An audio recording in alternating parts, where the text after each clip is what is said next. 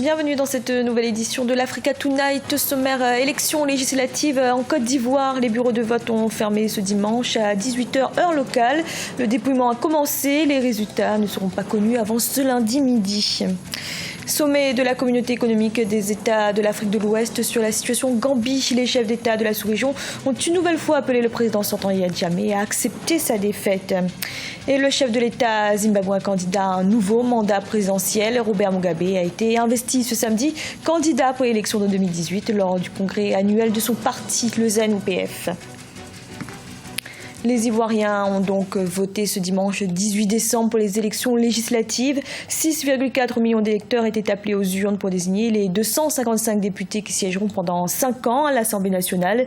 Les bureaux de vote ont fermé à 18h heure locale. Le dépouillement est en cours. Pour les résultats, il faudra encore attendre au moins jusqu'à ce lundi midi.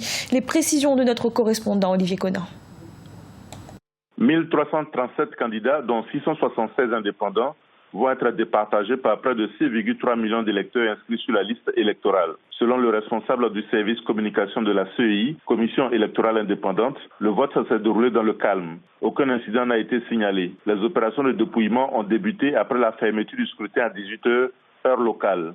La CEI n'envisage pas de donner les résultats ce 18 décembre, mais probablement le 19 décembre à partir de midi. L'un des résultats très attendus concerne la commune de Cocody à Abidjan. Yasmina Ounye, députée sortant, n'a pas obtenu l'investiture de son parti, le PDCI. Elle a compéti comme candidate indépendante avec pour colistier Philibert Koudugnon. Selon les observateurs, la victoire se jouera entre sa liste et celle du RHDP, Rassemblement des oufouettistes pour la démocratie et la paix. Le RHDP a présenté Mme Afoussiata Bamba Lamine, ministre de la Communication et porte-parole adjointe du gouvernement. Avec son colistier Nguessan Daniel Joseph, Mme Bamba Lamine espère conserver la commune de Cocody dans le giron du RHDP. Le FPI, Front Populaire Ivoirien, principal parti de l'opposition, a présenté 186 candidats. Le FPI ambitionne de retrouver l'Assemblée nationale avec une forte représentation des députés. Les chefs d'État de la communauté économique des États de l'Afrique de l'Ouest sont réunis ce samedi 17 décembre à Abuja, au Nigeria. Lors de cette rencontre régionale, l'Assemblée a décidé d'apporter son soutien au président guinéen Alpha Condé pour le poste de président de l'Union africaine, dont le prochain sommet aura lieu en janvier 2017. Les présidents de la CEDEAO ont donc décidé de soutenir la candidature du président guinéen pour succéder au président tchadien Idriss Itno, actuellement à la tête de l'organisation panafricaine. Et lors de ce sommet de la CEDEAO, il est également question de statuer sur la situation en Gambie. Dans son communiqué final, la CEDEAO appelle une nouvelle fois le président sortant Yahya Jammeh à accepter sa défaite. Le président nigérian Muhammadu Buhari a été désigné comme médiateur dans ce dossier post-électoral. Ibrahima Djoumaba.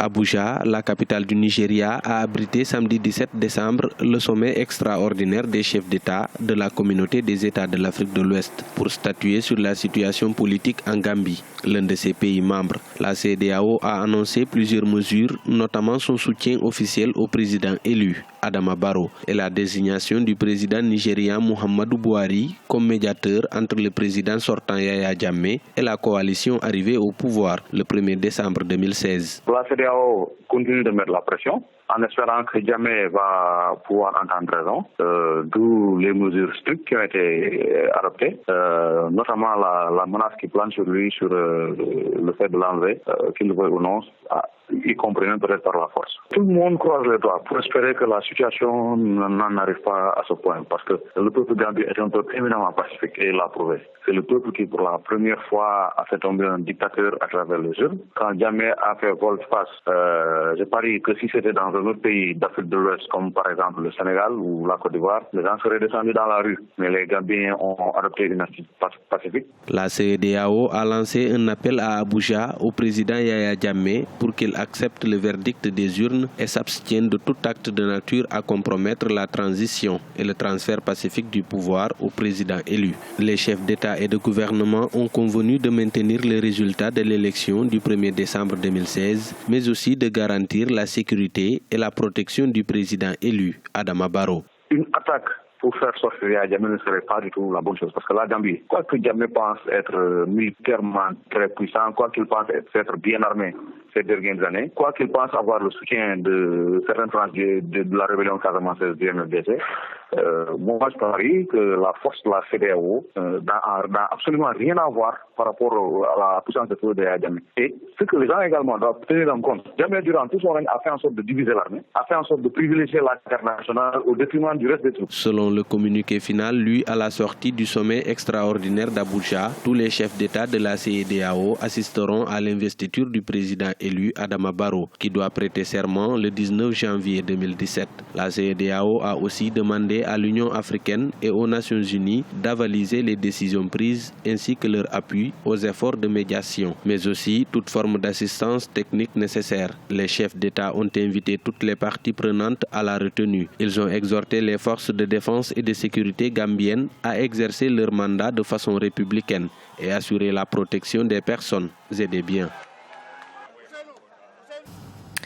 Au Zimbabwe, le président Robert Mugabe est candidat à sa réélection. Il a été investi ce samedi 17 décembre par son parti, le ZANU-PF. 9000 délégués réunis à Masvingo, à 300 km au sud-est de Harare, la capitale, ont manifesté leur soutien à leur leader au pouvoir depuis 1980, Ibrahima Djoumaba. Le président zimbabwéen Robert Mugabe investi pour briguer un nouveau mandat présidentiel en 2018. Samedi 17 décembre, son parti, l'Union nationale africaine du Zimbabwe, Front patriotique ZANU-PF, lui a renouvelé sa confiance pour la prochaine élection présidentielle. Le président Mugabe appelle ses partisans à l'unité et au respect des règles du parti. Nous nous sommes mis d'accord pour que les conflits cessent. Les querelles internes doivent finir. Il faut rester fidèle à l'idéologie du parti. Soyons unis. Nous sommes une famille, la famille de la ZANU-PF, liée par l'entente de ses membres. Au pouvoir depuis 36 ans, le président Robert Mugabe fait face à plusieurs contestations au sein de son parti, la ZANU-PF, mais aussi auprès des Zimbabwéens confrontés à une crise économique sans précédent. Sur le continent, certains observateurs estiment que Robert Mugabe a perdu de son charisme. Il ne s'agit pas simplement de la longévité de M. Mugabe, il ne s'agit pas simplement des difficultés économiques, il s'agit de sa capacité à continuer à gouverner ce pays. Un président de la République, ça demande de l'énergie, ça demande du temps, c'est un travail qui est difficile et qui est très prenant. Peut-être pense-t-il pouvoir encore faire quelque chose pour son pays. Peut-être pense-t-il qu'il a encore à donner. Robert Mugabe a été Premier ministre de 1980 à 1987. Diplômé du Kutama College, il est devenu président de la République le 31 décembre 1987. En 2018, le président Mugabe sera âgé de 94 ans alors que son pays traverse l'une des pires crises économiques de son histoire, avec un chômage et une inflation record et une forte sécheresse. En Libye, la libération de Sirte est désormais officielle. Le chef du gouvernement d'union nationale, Fayez al-Sarraj, a confirmé ce samedi la fin des opérations militaires. Le 5 décembre, des forces loyalistes avaient annoncé avoir repris le contrôle total de cette ville côtière située à 450 km à l'est de Tripoli. Sirte était depuis juin 2015 le fief de la branche libyenne du groupe terroriste État islamique. Lumière à présent sur Ahmed Fofana, artiste malien issu d'une famille de griots. Il a très tôt abandonné l'école pour apprendre la musique auprès de ses parents. Aujourd'hui, il est reconnu du Mali jusqu'en Côte d'Ivoire et tente de transmettre son art aux nouvelles générations.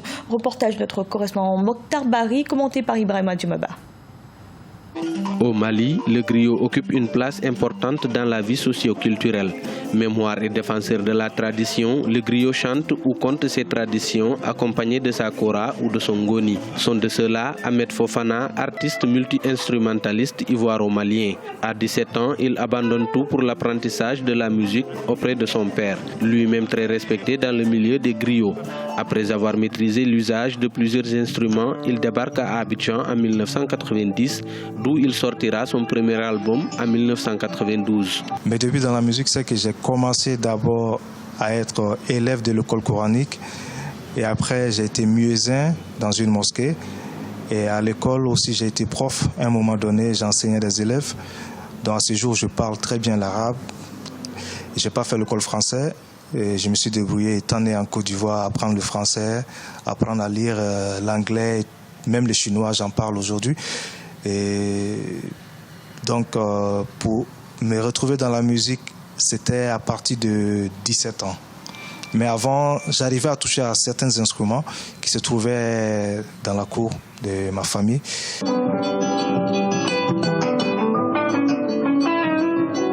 2007, Ahmed Fofana sort son 7e album avec Alex Wilson, pianiste cubain à Londres. Album qui lui vaut des succès avec des tournées en Afrique mais aussi en Europe.